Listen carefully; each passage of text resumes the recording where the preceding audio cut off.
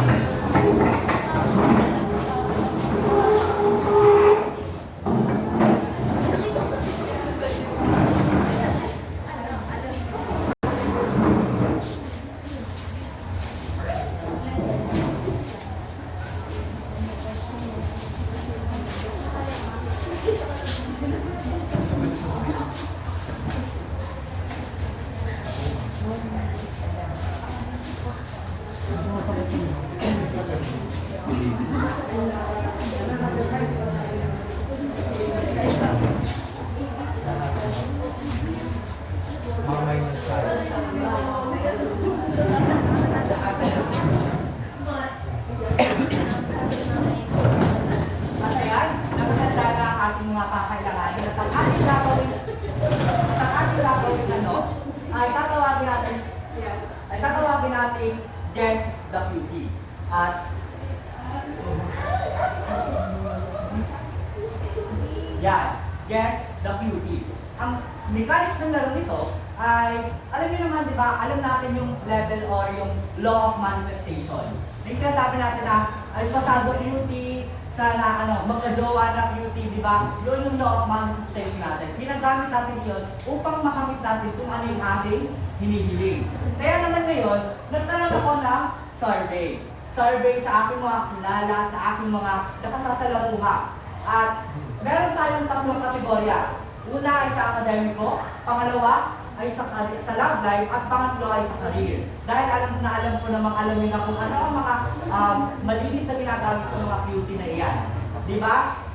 Opo. Okay. Ngayon, ang unang kategorya ay nag-survey ako sa aking mga kakilala kung ano ang mga beauty na madalas na ginagamit sa larangan ng akademiko.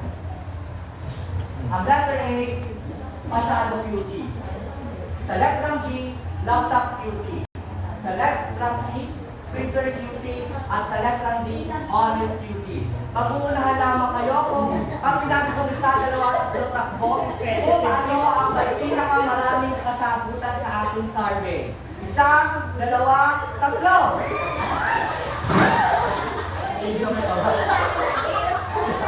Wala nang nilipat? Wala nang nilipat? At tamang ka.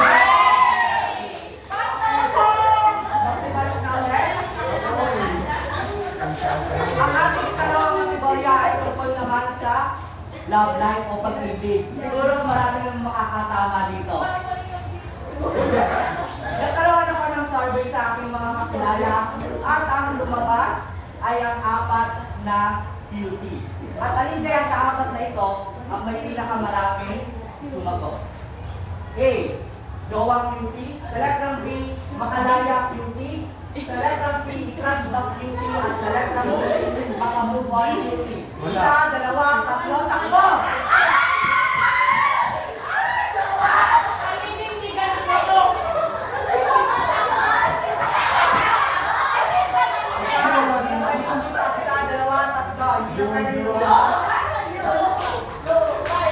Ang tamang sagot ay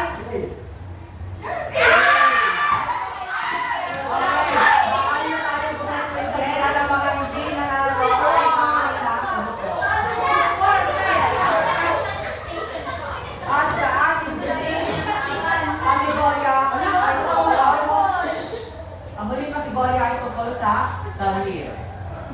At i-survey ako at narito ang apat na lumabas ng mga beauty sa larangan ng panilang trabaho.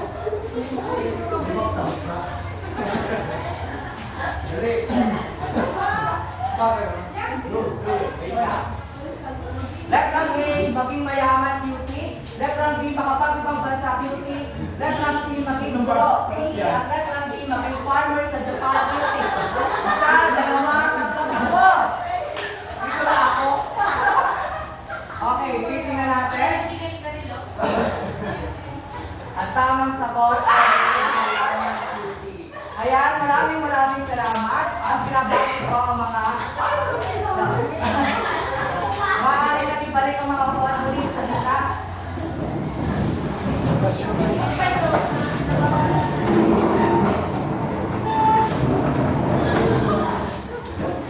At, nasiyahan ba kayo sa ating ginawang palaro? Opo! At, may tanong ko lamang, ano ang inyong napansin? Ano ang inyong napansin sa mga nakita nyo o napansin? Para sa akin, doon pa lang sa ginawa natin yung activity, napansin ko doon yung gusto natin makuha. Yung parang kasi doon ka sa minamanitas nga natin, ibig sabihin yung gusto natin makuha sa ating, para sa ating sarili. Ayan, maraming salamat. At mahusay ang iyong kasagutan. At upang mas palalimin pa ang inyong mga napansin at para gabayan tayo sa ating pananatili sa ating tindahan, ay narito ang mga layunin. Maaari bang pakibasa ng lahat? Sa pagtatapos ng aralin, kami ay inaasahan na naipapahayag ang sariling paniniwala at pagpapahalaga kaugnay ng mga kaisipang lumayani sa akda. Naipapahagi ang ginawang pagsusuri sa napakinggang buod ng binasang akda batay sa katangian ng mga tauhan, pagkamakatotohanan ng mga pangyayari, tunggalian sa kabanata. Nasusuri ang mga kaisipang lutang sa Ayan, maraming salamat. Ayan, maraming salamat sa inyong pagbabasa. At ngayon naman, dahil siyempre unang araw ng pagbubukas ng tindahan ng kapalaran, ay magkakaroon muli tayo ng isang palaro. Na kung saan,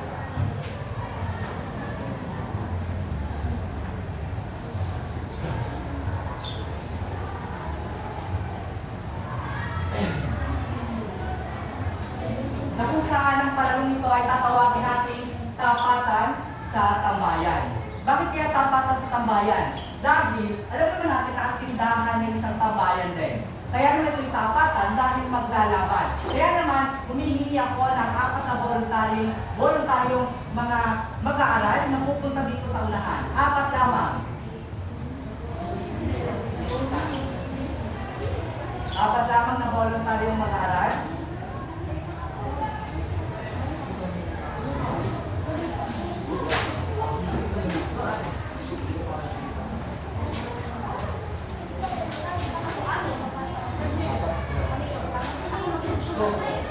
Ayan. Maraming salamat sa tumanggap ng ating hapon. At kayong apat naman ay makahanap ng inyong magiging katumbali. Joan, hindi ba? Hindi kayo makagrupo.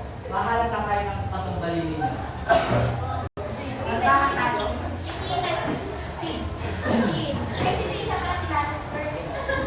Meron na ba lahat? Itong dali.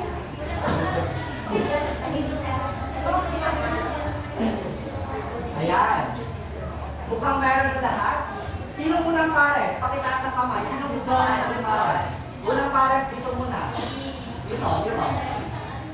Pangalawang pares, dito. Sunod sa kanila. Dito ang tingin.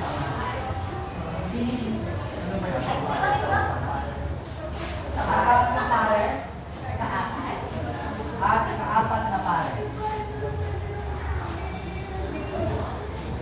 Ngayon, ay pupunta sa magkabilang gilid ng dalawang magkalaban. Ay, ganun na ba?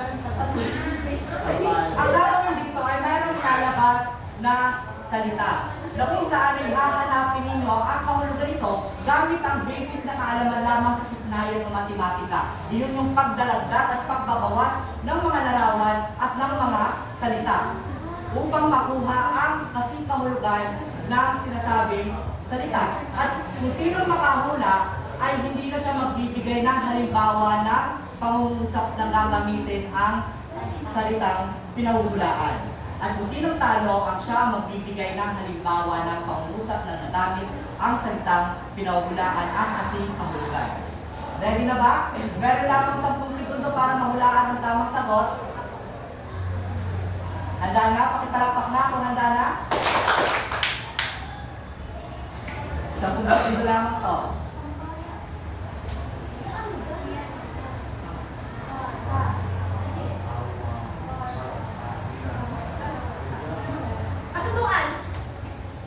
Kasunduan. Tingnan nga natin kung kasunduan. Yan. Maraming salamat. Dahil natalo ka, Binibining Puryo, magbigay ka ng halimbawa ng pangusap na nagamit ang salitang timpanan.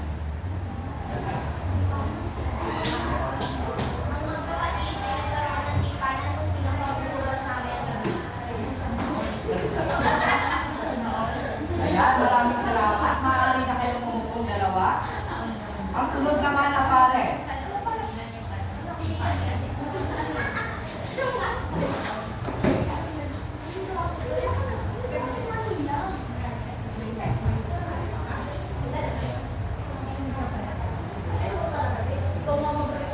Handa na ba kayo dalawa?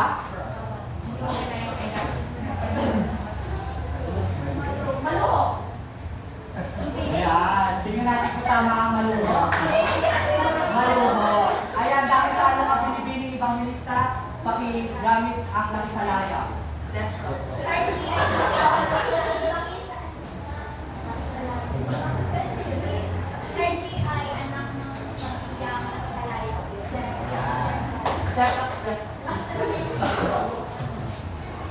At ang ikatlong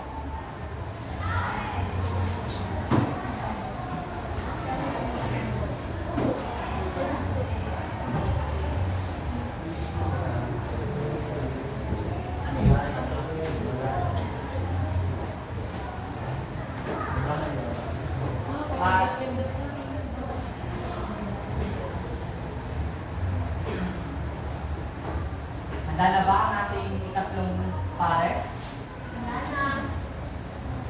Tingnan natin kung anong inyong salita. Imahinasyon. Tingnan natin kung imahinasyon. Ha? Imahinasyon. Dahil dyan, ikaw mag-inig.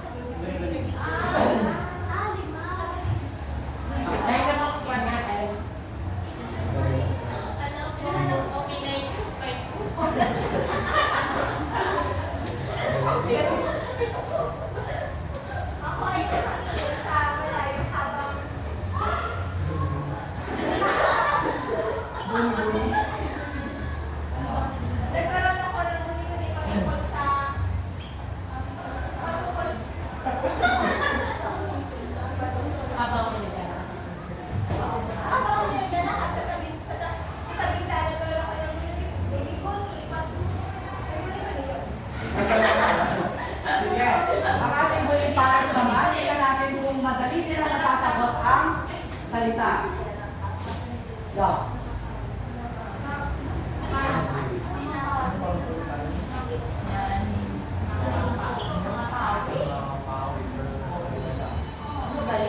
Ano? Walang sasagot?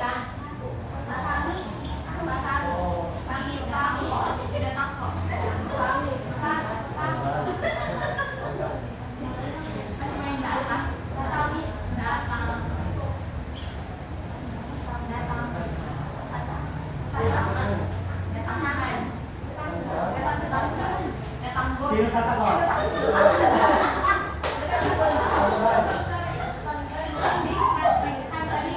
Sagot na. Isa, dalawa, tatlo. Ano ang sagot mo? Ginoong nagbaha.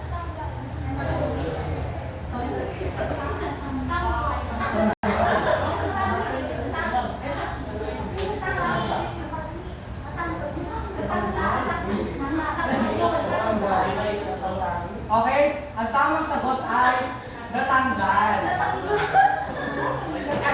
Dahil sa kagalit, minus it. Gal na lang. Ay, galing ko pala yan. Ayan, natanggal. O, umupo na kayong dalawa. Sino ang makapagbibigay ng paggamit ng nangapawi sa isang pangungusap? Bibili nila Tore?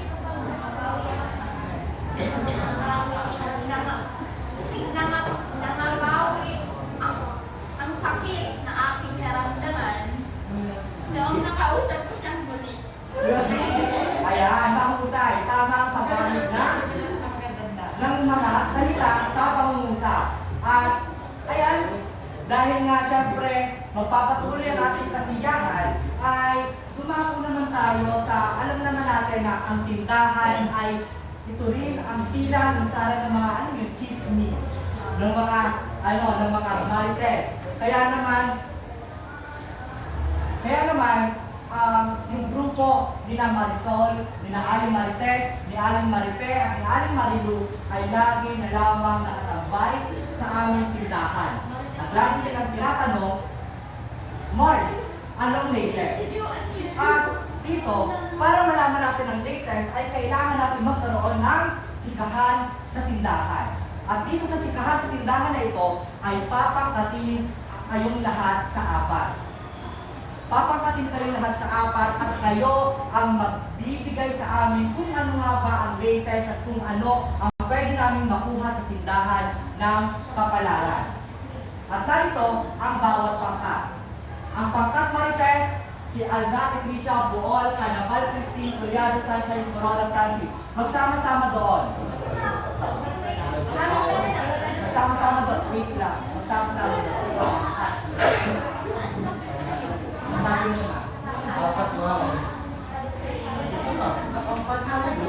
Lord, klase mo na ulit. Pangkat Maripe, si Corona Pearl, Quasay Bernel, De La Torre, Jim, Dries, Ranier, Evangelista Laika, at Ikuan na Leonard. Magsama-sama dito ang kay pangkat ni Maripe. Pangatlong pangkat ni Marisol. Nerva Ansaidi, August, John Heinrich, Pagkaliwagan ni Gwen, Uryo, Rago at Buluntad, at doon ang lugar ni pangkat Marisol.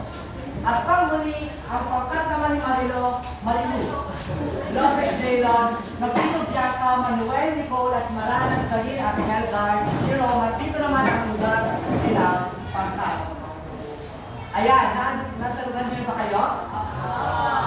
At ngayon, ang ating gagawin ay magkakaroon tayo ng pangkatang gawain. Hindi man ito yung pangkatang gawain na kung saan ay maglalaban-laban kayo, narito nga ay kinakailangang mapalabas kung ano ang latest. At sa ating gagawin, ang ating tatalakayin sa tsikahan sa tindahan ay ang Kabanata 24 ng El Filibusterismo na pinamagatang ang mga pangarap. At upang ma-access ang ating flipbook na kung saan ay pumapatungkol sa Kabanata 24 ang mga pangarap, kinakailangan ninyong i-scan ang QR code na ito para makapunta kayo doon sa flipbook. Google Lens ang gagamitin.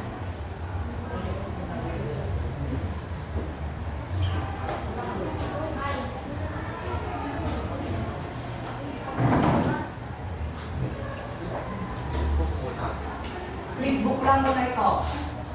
At gagamitin ang flipbook para sa 5 minutong pagsusuri ng mga gabay na tanong na makukuha nyo naman dito sa Canva. Google Lens ang gagamitin. Pwede naman sa isang grupo ay isa na lamang ang gumamit ng cellphone.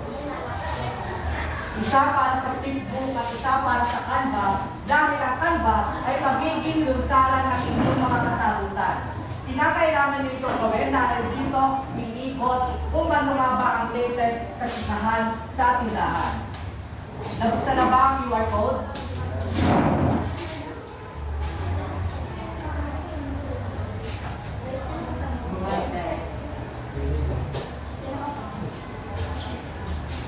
Nabuksan na?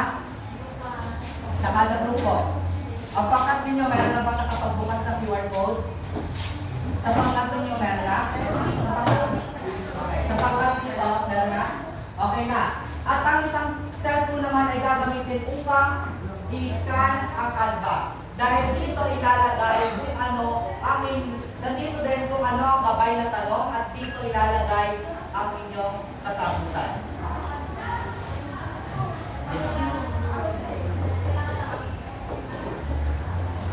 Okay.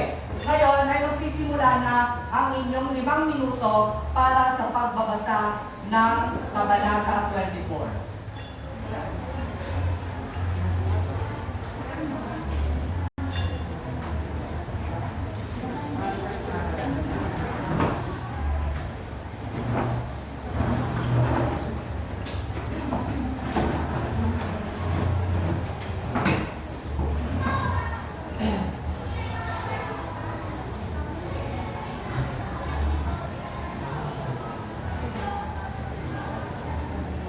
At paalala, ang 5 minuto ay gagamitin naman para sa paglalagay ng kasagutan doon sa Canva.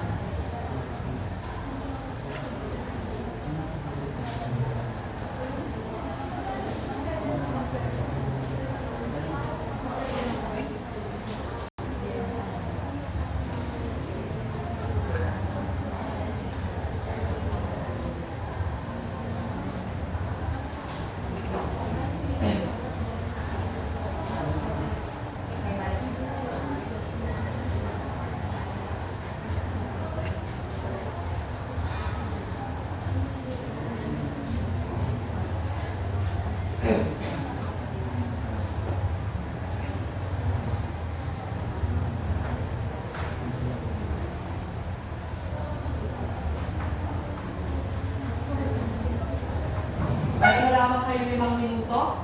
At ang 5 minuto ay para naman sa pagsusuri o pagsasagot ng tanong o gabay na tanong na nasa kanba.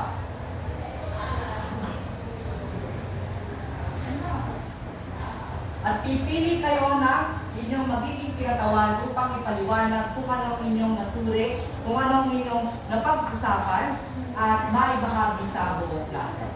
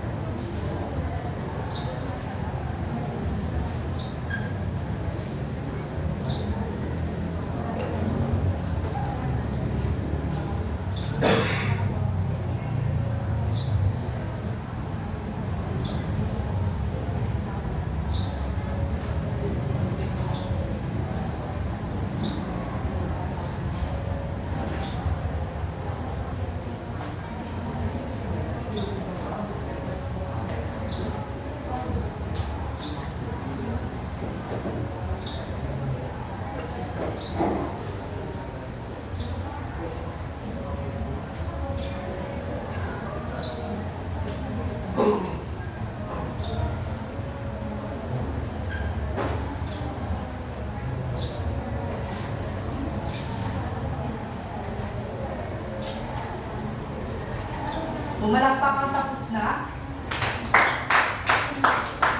O yan. Okay na. Mukhang tapos na naman ang lahat.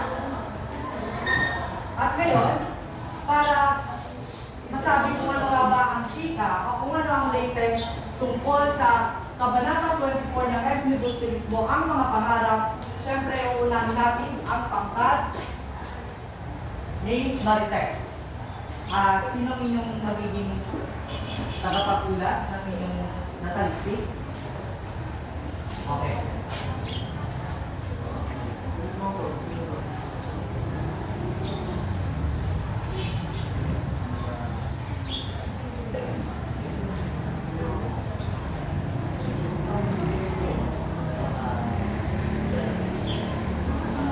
Mula dun sa aming nabasa kanina na clip mo ay ito yung mga nasulat namin at naiintindihan namin na sa Kabanata 24 nga, ang mga bidang taungan ay si Isagaling at si Paulita.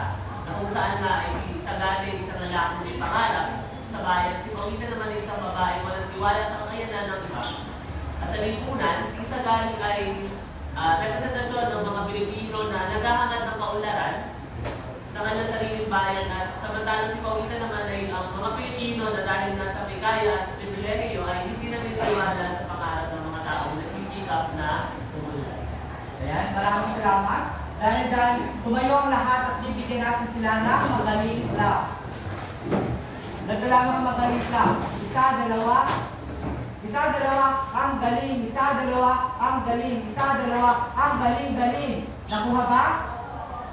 Tayo. 1, 2, 3, go. Isa, dalawa. Ang galing. Isa, dalawa. Ang galing. Isa, dalawa. Ang galing, galing. Okay, maraming salamat pangkat Marites. Ngayon naman ay dadako tayo sa kung ano nga ba ang tatalakayin o kung ano ang nasaliksik ng pangkat ni Marisol. Maripepe. So, base dun sa aming nakuha dun sa kabanata, kapansin-pansin yung tunay na pangyayari na may halintulad natin sa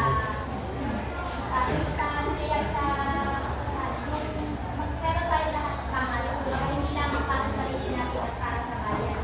At yung mga pangarap na yun ay gusto natin magkaroon ng magandang kahinatnan or magandang bunga. Subalit, hindi natin maitatanggi na sa kabila ng mga pangarap natin ay nagkakaroon ng mga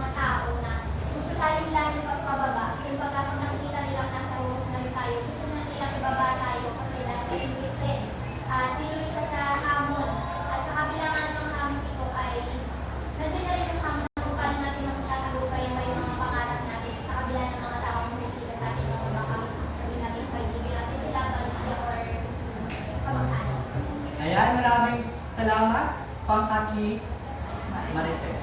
Ngayon, nagbibigyan natin sila ng clap. Tayo, ang clap natin ay tatawagin natin tamang clap. Ganito lang siya.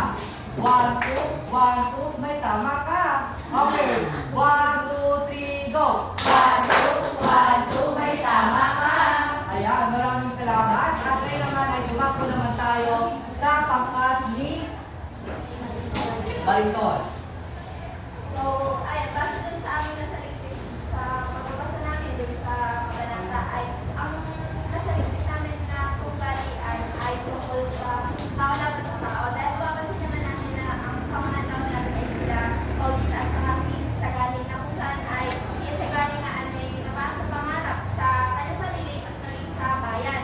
Ay si Paulita naman ay may kaya siya sa buhay at kumbaga ay minamaliit na yung pangarap at paniniwala ni Isagani, kaya yun yung nakakasa natin na tunggalian. Ayan, maraming salamat. Ang tunggalian daw na napansin ng pangkat ni Marisol ay yung tao laban sa tao. Dahil si Isagani, ang kanyang kinakausap o kanyang kasama doon sa istorya ay si Paulita, na kung saan ay nagkakaroon sila ng tunggalian o labanan dahil sa kanilang paniniwala.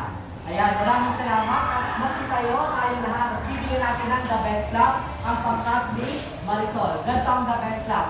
1, 2, 3, 1, 2, 3. Ulit. 1, 2, 3, go. 1, 2, 3, 1, 2, 3, the best. Okay, 1, 2, 3, go. 1, 2, 3, 1, 2, 3, the best. Ayan. At ngayon naman, ay pakinggan naman natin kung ano ang may babahagi ng pangkat ni Marilu tungkol sa binasa nilang akda ng ang pangarap. Aba sa aming ginawa politics ang pangkat ni Marilu na ang kaisipan ng tao yung lumutang sa binasang akda ay ang kahalagahan magkaroon ng pangalan sa buhay sapagkat ito ang nagiging direksyon ng layunin natin upang tayo ay magpatuloy na sa kabila ng mga pagsubok o mga hadlang upang maabot ito ay dapat tayong manatili laging at yung ating isipan ay laging ang pag-abot ng pangarap natin. Ayan, maraming salamat. Tama, dahil na ang lutang na aralin o gintong aral doon sa binasa natin akda na ang mga pangarap sa Encyclopedia Turismo Kabanata 24 ay pumapatungkol sa pangarap. Na kung saan ang mga pangarap, magkaroon man ng hamon, magkaroon man ng mga taong hindi naniniwala, kung ito ay gusto mong makamit, ay pagpapatuloy mo ito kahit ano pa ang mangyari. Kaya naman, dahil dyan ay bigyan natin ng mas gabong palakpakan ng bawat isa dahil sa inyong ginawa pagbagamit na. At ngayon ay umalis naman tayo doon sa pisikal na tindahan ng kapalaran. Kundi dalhin naman natin sa online world ang ating pagtitinda. Kaya naman, ang ating tatawagin natin ito na may kaalaman. At paano nagkakaroon ng may kaalaman? Dahil ito sa ating gagawing pangkatang gawain. Na kung saan ito na ang ating pangkat. Kailangan makakagrupo dito sa may kaalaman.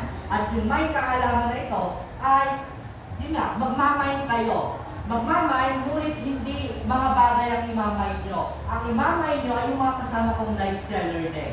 At yung mga live seller na yon ay dala-dala kung ano ang gawain na iaatang sa bawat pangkat. Paunahan ang pagmain sa mga live seller ko ha. Kailangan ay paunahan, mabilisan dahil baka ang mapatapat sa inyo ay mahirap na gawain. Handa na ba ang lahat? Handa na mag-mine hapat. Tumasa lang ang kamay kung sinong gustong mag-mine. Dahil nga, ang ating gawain ay kapisahan ng pangarap ng mga balwa, himpilan ng katuparan. At mamaya ay malalaman kung bakit ganyan ang pangalan ng ating gawain. Sino munang mag-mine? Taas ang kamay. Ang unang taas ay si Binibining Malanas. Ano muna? Tingnan natin kung anong inyong gawain. Ang inyong gawain ay bumuo ng isang infomercial na tumatalakay sa kung ano ang pangarap ninyo sa inyong komunidad at paano ito magiging makabuluhan. Sino pa? May tito. May tito. Mike Noods. Tingnan natin kung ano ang gawain na dala-dala ni Mike Noods. Bumuo ng isang panikika na tumatalakay sa kabuluhan ng mga pangarap para sa sarili. Kung ang pangkat nila ay para sa realidad, ang pangkat ninyo naman ay para sa kabuluhan ng pangarap sa sarili. Sino pa natitirang dalawa? Binibining Evangelista. Bumuo ng isang komentaryong panradyo at tumatalakay sa mga pangarap ninyo na inaasahang bilang kabataan at bahagi ng lipunan na tutugon sa mga isyong panlipunang hinaharap sa bansa. Nakuha ba? Okay. At ang last, para sa kanilang pangkat, ito na lang, si Mike Shampoover. Kilala niyo ba si Shampoover? Si Bicho. Kung hindi nyo pala papanood ang kanyang video sa TikTok ay panoorin nyo kung bakit siya naging trending. At ang kanyang daladalang gawain ay bumuo ng isang jingle na tumatalakay sa kung ano ang inyong pangarap para sa mundo at paano ito magiging makabuluhan sa nakararami. Naunawanan ba ng lahat kung ano ang kanilang gagawin? Gawain?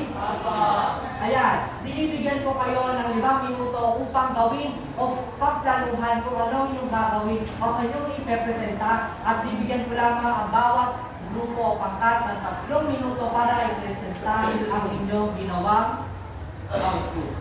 Naunawaan ba ng lahat? Ayan, ang inyong 5 minuto ay magsisimula na ngayon.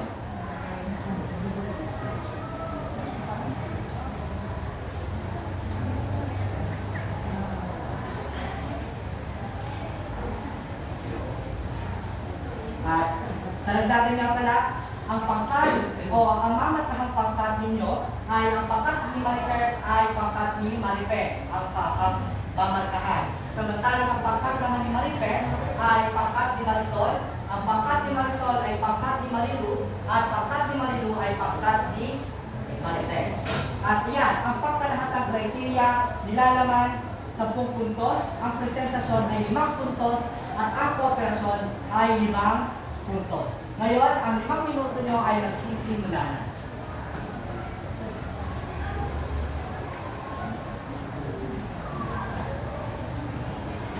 Ayan, mukhang tapos na ang bawat pangkat. Kaya naman ay tunghayan naman natin ang presentasyon ng pangkat ni Marites. Punta doon sa unahan. Ayan, maraming salamat sa inyong presentasyon. At tumayo tayo at bigyan natin sila ng magaling clap. Tandaan niyo pa magaling clap. 1, 2, 3, go!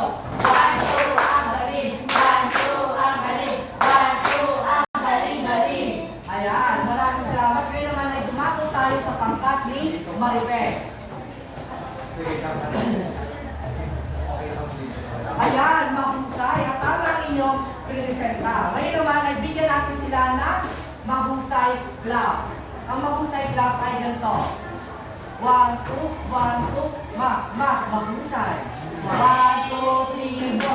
1, 2, 1, 2, mahusay. Ayan, maraming salamat. At ngayon naman ay dumato tayo sa ikatlong pangkat.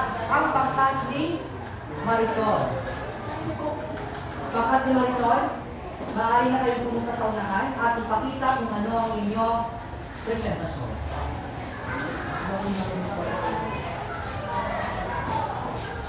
Ayan, maraming salamat sa inyong lahat. Palakpakan natin ang pangkat ni Marisol. At tumayo tayo at bigyan natin sila ng may tama ka clap. 1, 2, 1, 2, may tama ka. 1, 2, 3, go. 1, 2, 1, 2, may tama ka. Ayan, mahusay. At ngayon naman ay tunghayan natin ang huling magbibigay ng kanilang presentasyon. Ang pangkat ni Marilu. Maaari na kayo magtungo dito sa unahan. Sige. Ayan, palakpakan natin sila. At magsasayo tayo. Bibigyan natin sila ng magaling clap na lamang ulit. 1, 2, 3, go! 1, 2, ang galing! 1, 2, ang galing! 1, 2, ang galing, galing! Charlene. Ayan. Maraming salamat sa inyo lahat. Pagkatapos natin sa online world, pagkatapos natin mag-live selling, mag-mine, ang mga miners ko dyan, ay dumiretso naman tayo, bumalik na tayo sa kung ano ang kinagisnan ng tindahan ng kapalaran. At ngayon nga ay magkakaroon o meron akong mga tinda dito na kung saan ang mga tindang ito ay mayroong mga karampatang katanungan. At itataas nila ang inyong kamay kung nais nyo bumili. Okay? At kapag nasagot nyo ang tanong na nasa karampatang bagay, ay makukuha nyo kung ano ang inyong gustong bilhin. Nakuha ba? Okay. Ang ating gawain ay tatawagin natin bili na. At yan. Ito ang mga tindahan sa aking tindahan. Sa tindahan ng kapalaran. Sinong gustong bumili?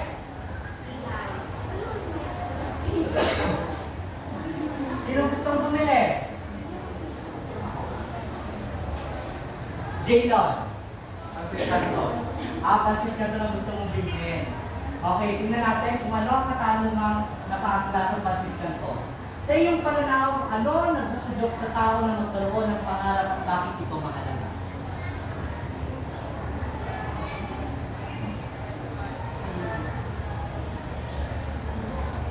Para sa akin ay yung kanilang mga magulang. Kapag para sa akin ang mga magulang natin nag-uudok upang tayo magkaroon ng pangarap. Sapagkat kaya nga tayo pinag-aaral ng ating mga magulang upang maabot natin ating mga pangarap. At ito ay mahalaga upang masukulan natin o magkaroon tayo ng sukli sa mga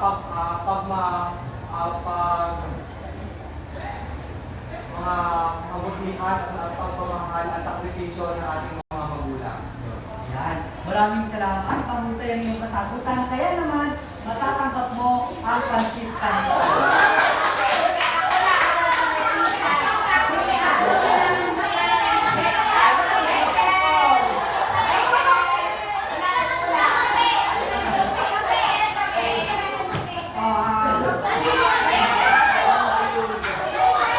Binibining na ako.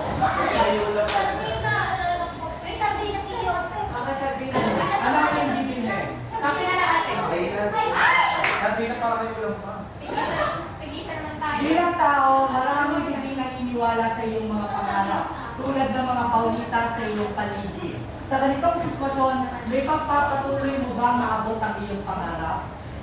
So ayun, katulad na nung kay Paulita, sa akin marami rin mga taong hindi naniniwala or kumbaga maliit yung pag-think sa kung paano ko mapapagtagumpayan ang lahat ng pangarap ko. So para sa akin, hindi ko na lang tinitignan yung ganong pananaw nila pagkos pinagpapatuloy ko yung mga ginagawa ko para sa aking pangarap. Kasi pagdating ng araw, hindi naman para sa kanila, hindi para sa akin. So ayun, para sa akin mapapagtagumpayan ko yun, mga pangarap ko dahil hindi ko sila Tara, pinalihan mo para sa kape. Ito ang iyong kape.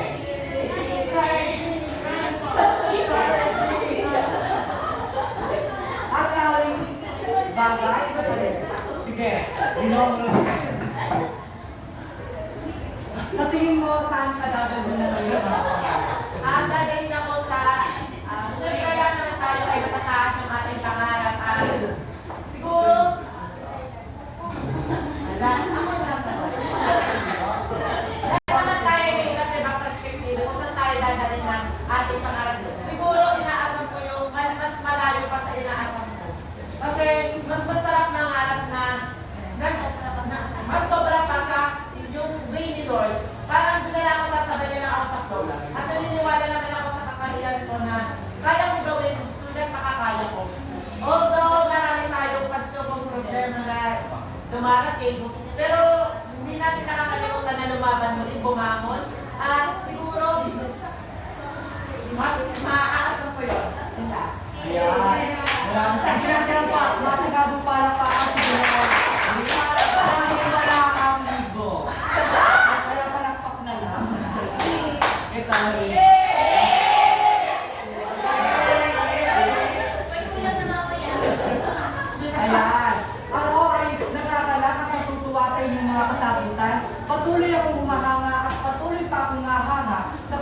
ang inyong perspektiba, kung ano ang inyong paniniwala, at kung ano ang inyong pagtingin patungkol sa mga pangarap. Tulad nga, alam niyo ba na ang pangarap hindi man yan may pagbibili o hindi man yan nabibili, ngunit para din yung tindahan dahil ang oportunidad ay nagsasaraman. Ngunit pagdating ng araw, ang oportunidad ay muling magbubukas para sa ating lahat. Dahil katulad nga ng sinabi ni Angeline Quinto sa kanyang kanta, pangarap. Wow! Yun ang sinabi niya. Kaya kahit ano pang mangyari, patuloy lamang ang pangarap at dalhin natin kung ano ang ating mga dinanais o minimiti sa buhay upang marating natin ang pagbato ng tagumpay. Ayan. Muli, balikan nga natin kung ano ang ating napag-aralan. Sino nga ang mga tauhan sa Kabanata 24 na ang mga pangarap ng Epibusterismo? Binibini Voluntad. Pangalan tunay si Paulita. Ayan. At ano naman kaya ang gintong aral o paano kaya may aangkla sa tunay na buhay ang aral na nakuha natin sa Kabanata? Binibini ko rin. Para sa akin, ito karoon is, patuloy kang mangarap kasi, patuloy kang mangarap para sa pangarap mo, para sa pamilya mo kasi, yung mga negative vibes dyan, at mo sa kung ano na lang ang sinasabi, huwag ka makinig doon, dahil kung kayo mayaman na manginginig sa iyo, masalubos magaling ka pa. Maraming salamat. Binibini ka na ba? Meron ka bang nilalagay? Para sa akin, ito ngaral dun sa kabanata. Kahit anumang hadlang dumating sa'yo sa pag-abot mo sa pangarap, patuloy ka pa rin sa'yo. At kung wala ka naman titiwala sa iyo, magtiwala ka sa sarili mo, sa kakayahan mo na mabot yung pangarap. Ayan.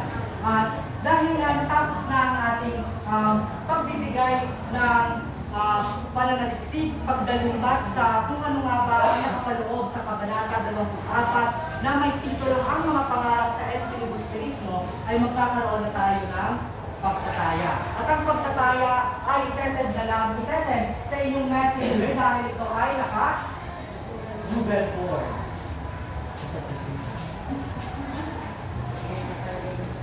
Ayan.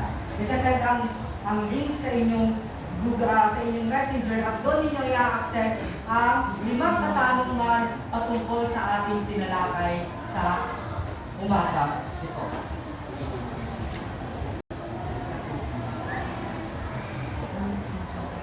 Ayan, mukhang tapos na magsagot ang lahat. Kaya naman, sana may natutuhan kayo sa ating mga tinalakay sa umagang ito. At klase, paalam na.